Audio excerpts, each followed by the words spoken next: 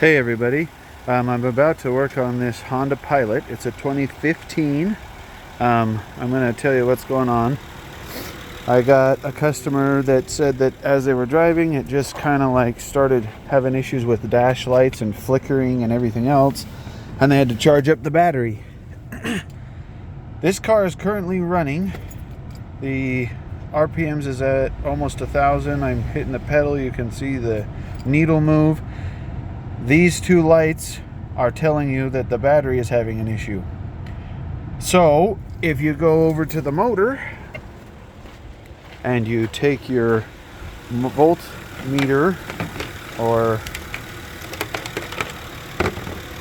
multimeter and you put it at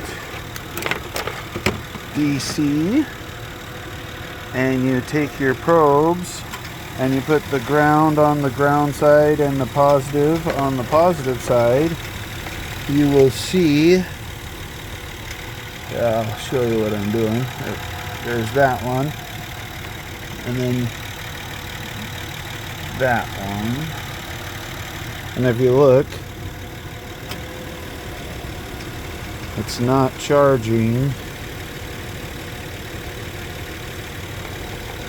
You make sure my connection's good. So it's at 11.2 and it's not going up. This battery should sit at a little over 12 volts when it's not even running.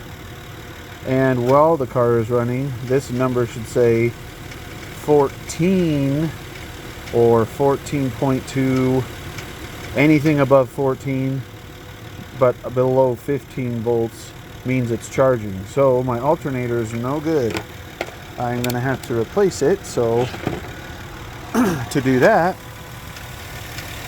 I got a whole bunch of stuff right here that I'm going to have to take off. You might not be able to see it. The alternator's way down there. So that's what we're going to start to do.